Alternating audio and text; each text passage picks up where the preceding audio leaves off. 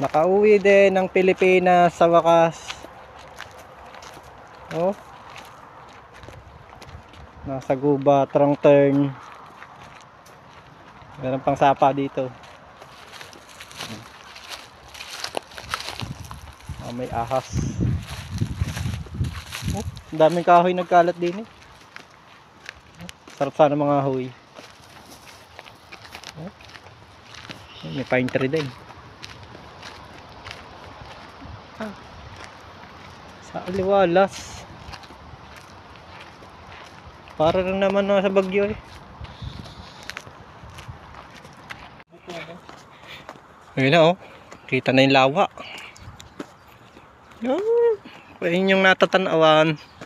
Meron pa mga nakadikotse doon, mga nangingisda. Saka nakabangka. Oh. Tanaw nyo ga. May nagsiswimming pa yata. Ayaw, nasa kabila. Talagang makahusay ng ating tour guide din eh. Oh. Ay, sa ganda naman tingnan. Oh. Bibihira yan din eh. Ganda tingnan oh. Sarap mag-swimming. Itik oh. Oh, sarap mag-swimming. Parang private property to eh. Aliwalas. Ganda tingnan ng paligid.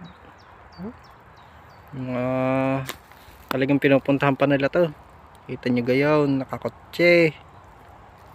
Meron pa daw sa banda doon.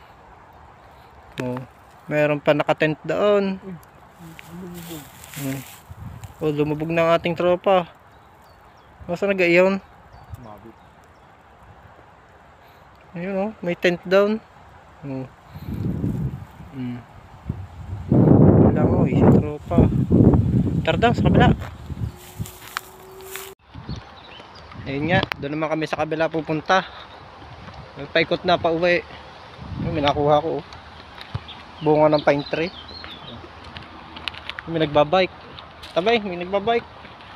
Oh. Ganda naman eh. Breeden.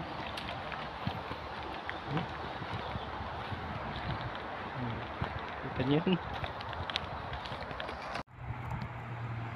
Grabe, ang ganda ng mga puno. Tuwid na tuwid. Oh. Tuwid na tuwid. Oh. Lakad ako, may pauwi. Hari pangat, may napuntahan pa kami isang lawa din eh oh. Nga lang eh, kulay brown. Oh. Pero masasabi, maganda. May mga butete. Malaka. Oh. Tama eh. Oh. Sa pagkakahitad. Butete, butete. Yun yung mga gawang palaka.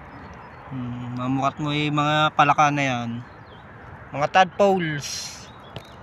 Oh, may kinakain sila dun oh. Kita nyo naman kaganda nila oh. Tama-tama sa panahong mainit. Kita nyo na may gubat na gubat din sa aming pinuntahan are. Oh. Kaganda eh oh. Oh. Very nice view. Diba? Ayan, di kami lalakad na kami pa uwi. Hapon na. Alas 4 o alas 5. Baka abutin kami ng dilim. Kaya nga lang, ngayon dilim din eh. Alas 8 pa. Paano? Gusto na lang uli.